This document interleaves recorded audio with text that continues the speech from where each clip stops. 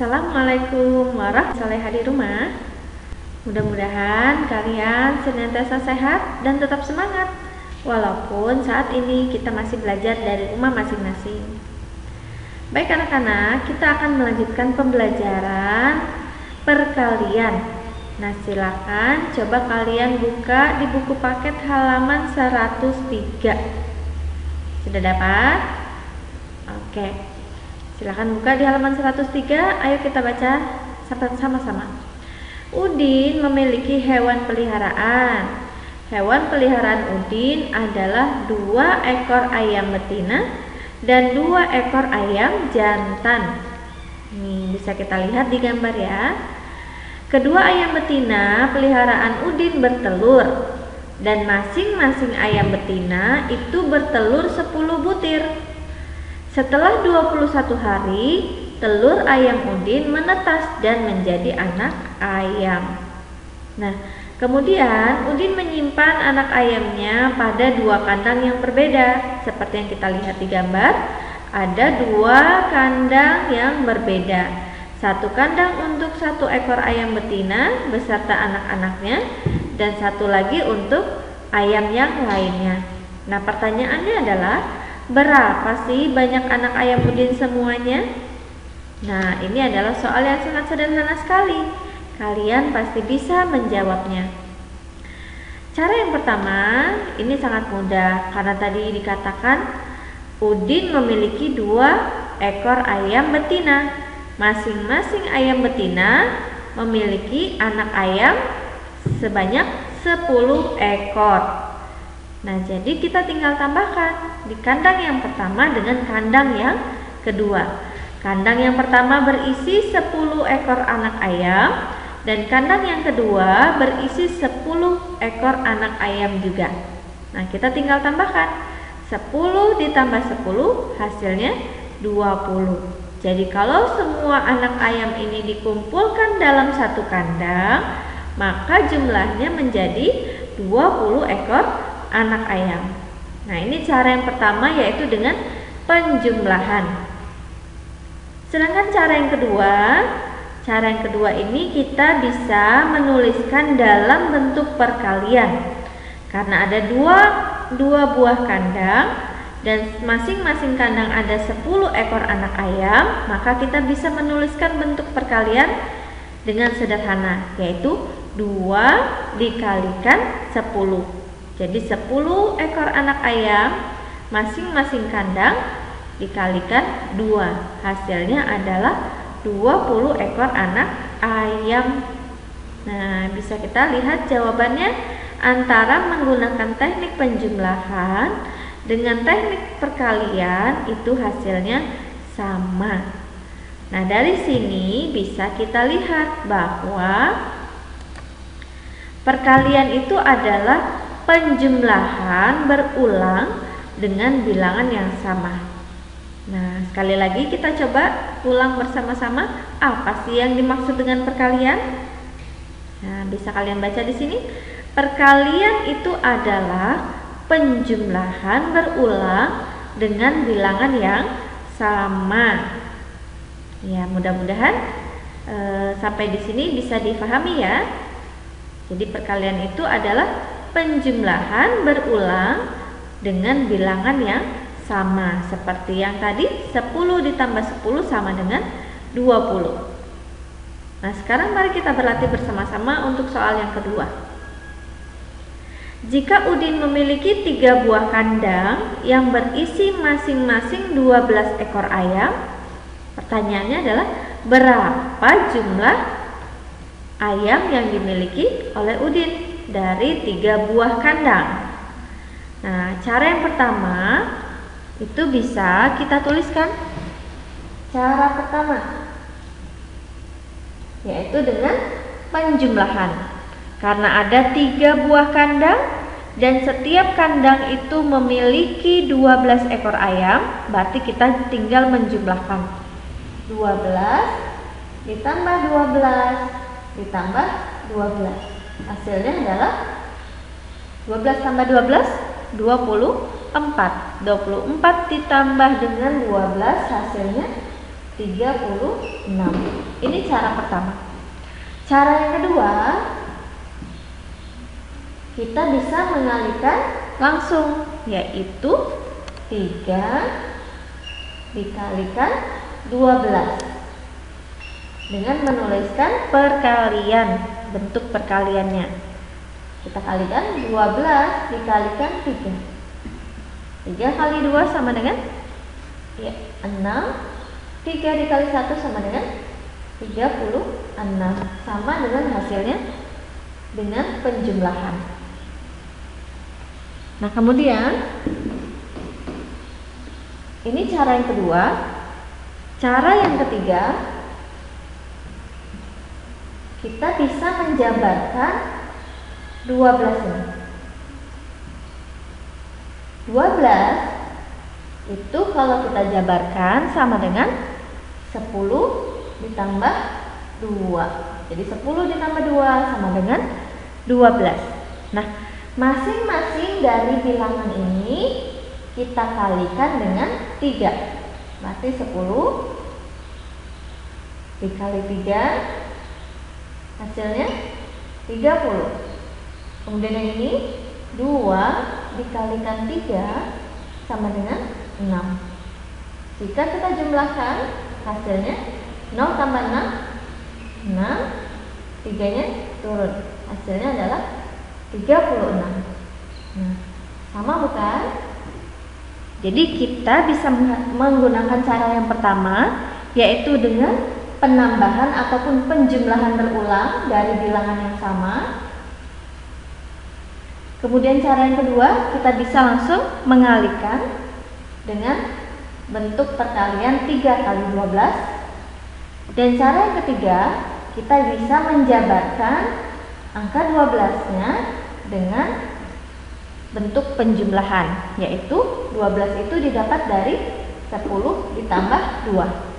Dan masing-masing dari bilangan ini kemudian kita kalikan dengan 3, yaitu 10 kita kalikan 3 hasilnya 30. 2 ini kita kalikan 3 sama dengan 6. Jadi hasilnya sama-sama 36. Nah, kemudian bisa difahami ya. Jadi jumlah ayam yang dimiliki oleh Udin dari 3 buah kandang itu jumlahnya adalah 36. Oke, coba kita latihan soal perkalian lagi.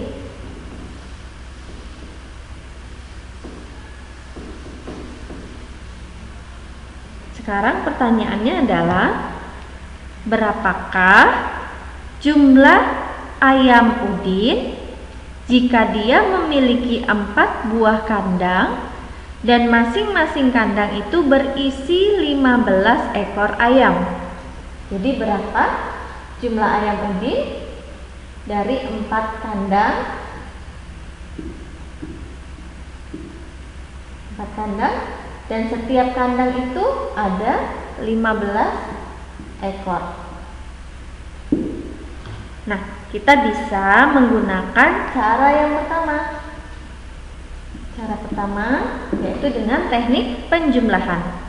Berarti karena ada 4 kandang dan masing-masing kandang itu isinya 15 ekor, berarti kita tambahkan 15 ditambah 15 ditambah 15 tambah 15. Hasilnya adalah 15 tambah 15 sama dengan 30. 30 ditambah 15, 45. 45 ditambah 15 hasilnya adalah 60. Nah, kemudian cara yang kedua.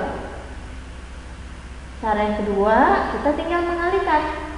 4 dikalikan 12. Coba kita hitung sama-sama. 12 dikalikan 4. 4 kali 2, mohon maaf bukan 12 tapi 15 ya.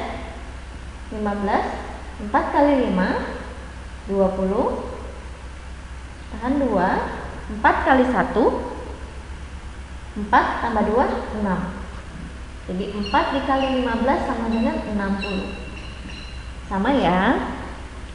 Nah, kemudian itu cara yang kedua. Jadi cara yang pertama kita dapatkan hasil 60, cara yang kedua kita dapatkan hasil 60 juga.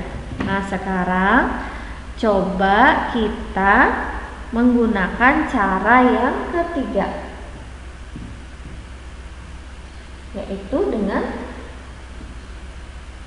teknik menjabarkan angka 15. Nah, 15 itu didapat dari berapa tambah berapa? Iya, yaitu 10 ditambahkan 5. Nah, masing-masing bilangan ini kemudian kita kalikan dengan 4. 10 dikalikan 4 sama dengan 40. Kemudian 5 dikalikan 4 sama dengan 20. Kemudian kita tinggal jumlahkan. 0 tambah 0, 0. 4 ditambah 2 sama dengan 6. Jadi hasilnya sama, 60. Nah, seperti itu ya anak-anak ya. Jadi kita menjumlahkan untuk cara yang pertama, cara yang kedua kita dengan perkalian, dan cara yang ketiga itu mungkin lebih panjang, yaitu kita menjabarkan angkanya untuk menjadi lebih sederhana. Mudah bukan? Nah, sekarang coba kita latihan di halaman 107. Nah, 107 ini ada 3 soal yang bisa kalian selesaikan. Soal yang pertama adalah 110 dikalikan 4. Kemudian yang kedua 330 dikalikan 3. Kemudian soal yang ketiga 220 dikalikan 4. Kalian boleh menggunakan cara pertama ataupun cara kedua maupun cara yang ketiga. Silakan kalian pilih salah satu cara untuk menyelesaikan soal yang ada di buku kalian. Ya, baik anak-anak, pembelajaran untuk matematika kita cukupkan. Kemudian kita lanjutkan di pembelajaran yang kedua. Seperti biasa, Ustazah akan sampaikan tujuan dari pembelajaran yang kedua ini, yaitu dengan pembelajaran yang kedua kita bisa mengidentifikasi informasi-informasi yang ada di dalam bacaan. Nah, kemudian di pembelajaran yang kedua ini juga kita akan belajar tentang saling menghargai dan saling tolong-menolong dengan sesama teman. Kemudian yang ketiga adalah di pembelajaran yang kedua ini kita bisa mengkombinasikan gerakan berlari dan melompat pada suatu permainan. Oke, kita masuk untuk yang pertama. Di situ ada teks bacaan, silakan dibaca. Tentang apa ya kira-kira? Ya, di sini ada cerita. Hari ini Siti senang sekali. Kalian tahu kenapa dia senang? Ya, ternyata kucing peliharaan Siti itu melahirkan 5 anak kucing yang lucu-lucu. Anak kucing yang dilahirkan memiliki warna yang berbeda-beda. Apa saja warnanya? 3 anak kucing itu berwarna putih, 1 anak kucing lagi berwarna belang, hitam dan putih, dan 1 lagi kucing berwarna hitam. Wah, Masya Allah ya, Allah menciptakan makhluk hidup, terutama di sini kucing itu memiliki warna yang berbeda-beda. Padahal jika kita lihat induknya itu berwarna putih, tapi ternyata Allah menciptakan anak-anak kucing itu dengan warna yang bervariasi. Nah, Siti senang memelihara kucing karena kucing termasuk hewan yang pintar. Siti selalu menyiapkan tempat tinggal kucing dan menjaga kebersihannya. Setiap hari, Siti memberi makan, minum, dan memandikan kucingnya secara teratur, sehingga kucing peliharaan Siti menjadi tumbuh besar dan sehat. Nah, anak-anak, mungkin kalian punya peliharaan di rumah, yaitu seekor kucing. Jika kalian memelihara kucing, lakukanlah seperti yang dilakukan oleh Siti, yaitu selalu menyiapkan tempat tinggal kucing yang bagus, terutama yang sehat, dan juga senantiasa jangan lupa memberi makan dan minum pada kucing peliharaan kita. Sehingga kalau kita memelihara dengan baik, merawat kucing dengan baik, maka pertumbuhannya pun juga akan baik. Nah, coba dijawab pertanyaan-pertanyaan yang ada di halaman 109. Jawablah pertanyaan-pertanyaan. Yang pertama, mengapa Siti merasa senang? Nah, kalian sudah lihat ya tadi ya. Kita sudah baca sama-sama, ternyata Siti senang karena kucingnya melahirkan 5 ekor anak kucing. Nah, bagaimana cara kucing berkembang biak? Sudah dicantumkan pada teks bacaan yang tadi. Demikian seterusnya sampai ke pertanyaan yang ke-7. Silakan dikerjakan dari rumah. Ustazah tunggu jawabannya ya. Nah, kemudian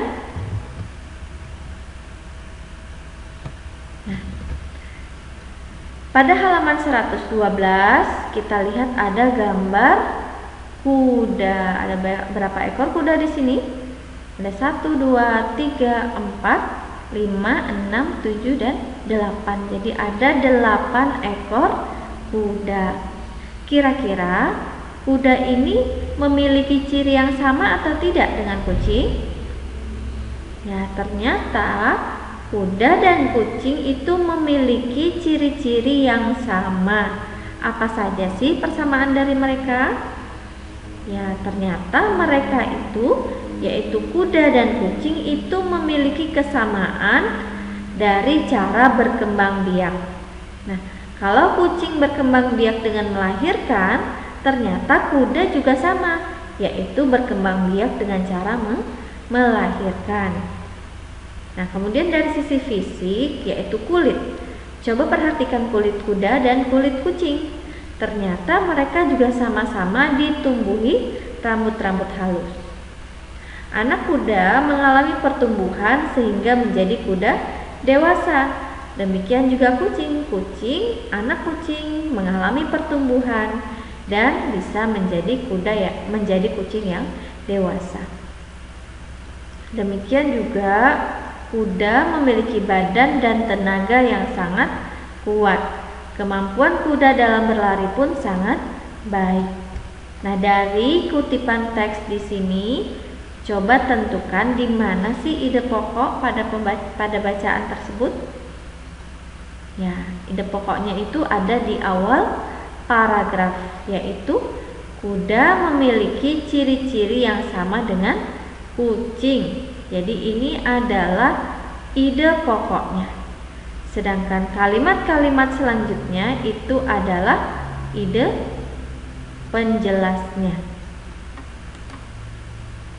Nah, sekarang seperti yang Ustazah sampaikan tadi, kita akan belajar tentang kombinasi gerakan berlari dan melompat. Gerakan berlari dan melompat ini bisa kita lakukan dalam permainan karet. Jadi siapa yang pernah bermain karet seperti ini? Jadi biasanya ketika kita bermain karet, itu kita melewati tahapan-tahapan lompatan. Yang pertama lompat rendah, kemudian dinaikkan kembali karetnya menjadi lebih tinggi, kemudian kita lompati dari arah satu arah gitu ya. Nah, di sini kita bisa lihat tinggi karet itu dapat ditambah sampai batas yang bisa kita lompati. Biasanya di awal dari lutut, karet selutut, kemudian dinaikkan sepinggang, kemudian kita naikkan lagi ke dada sampai ke kepala. Sehingga masing-masing anak itu ternyata memiliki kemampuan yang berbeda-beda. Ketika karet diletakkan selutut, mungkin semua anak bisa melompati. Kalau sepinggang, karet dinaikkan sepinggang, bisa jadi masih bisa dilompati. Tapi jika dinaikkan ke dada ataupun ke kepala, maka masing-masing anak itu berbeda-beda. Ada yang berhasil melompatinya dan ada yang Tidak. Nah, dari sini kita dapat perhatikan bahwa kemampuan setiap orang itu berbeda-beda. Jadi setiap orang itu mempunyai kemampuan yang berbeda-beda. Ada yang bisa melompati setinggi pinggang sampai kepala, tapi ternyata ada juga yang belum bisa melompati dari pinggang ataupun ke kepala. Nah, dari sini kita bisa ambil kesimpulan bahwa kita harus menghargai perbedaan kemampuan teman-teman kita. Jadi kita tidak boleh mengejek mereka ketika mereka tidak berhasil melompati tali karet. Tapi apa yang harus kita lakukan? Jadi kita harus mengajak mereka untuk berlatih bersama supaya meningkatkan kemampuan dan bisa melompati tahapan-tahapan karet tadi, baik itu di pinggang, di dada, hingga sampai ke kepala. Nah, mengajak berlatih bersama ini merupakan salah satu sikap menghargai kemampuan teman. Jika kita selalu menjaga sikap saling menghargai, maka kita dapat menjalin pertemanan dengan baik. Sehingga sikap saling menghargai ini akan menjauhkan sikap saling bermusuhan. Jadi ketika kita punya teman, maka salinglah menghargai satu dengan yang lainnya. Nah, Allah itu sangat sayang sama anak yang suka membantu dan menolong teman-temannya. Allah juga sangat senang terhadap anak yang menghargai teman-temannya, senantiasa menyayangi temannya dan menghargai teman-temannya. Kenapa? Karena ini adalah perintah dari Allah. Selain perintah dari Allah Subhanahu wa taala, saling menghargai, saling menyayangan ini adalah bentuk pengamalan sila-sila Pancasila. Kira-kira sila keberapa ya yang mengartikan bahwa saling menghargai, saling menyayangi ini adalah sikap yang harus tumbuh dalam diri kita. Nah, ini ayo coba berdiskusi sama orang tua di rumah. Jika kita melihat teman kita mengalami kesulitan saat mengikuti permainan lompat tali, sikap apa sih yang akan kita lakukan? Nah, kalian bisa menuliskan sikap apa yang kalian lakukan ketika melihat teman kalian kesulitan dalam permainan lompat tali. Silakan tulis pada tempat yang telah disediakan. Kemudian yang kedua, ketika kita melihat salah satu teman mengejek teman yang lain yang mengalami kesulitan saat melompat, maka sikap apa yang akan kita lakukan? Kita bisa menuliskannya di sini. Dan yang ketiga adalah, misalkan teman yang belum dapat mengikuti kegiatan dengan baik, bagaimana cara yang baik dalam menyampaikan saran kepadanya? Apakah kita dengan memarahinya atau memberitahukan dengan bahasa yang sopan dan baik? Silakan kalian isi pada kolom-kolom yang sudah disediakan. Baik anak-anak, hari ini pembelajarannya kita cukupkan. Kita tadi sudah belajar tentang bagaimana menjumlahkan dan mengalihkan bilangan-bilangan. Kemudian kita sudah membahas tentang pertumbuhan dan perkembangbiakan pada kucing dan kuda, yang ternyata mereka memiliki kesamaan antara kuda dan kucing. Nah, kemudian selanjutnya kita sudah belajar tentang menghargai dan menyayangi teman-teman. Baik, Ustazah cukupkan. Sampai jumpa di pembelajaran yang selanjutnya. Assalamualaikum warahmatullahi wabarakatuh.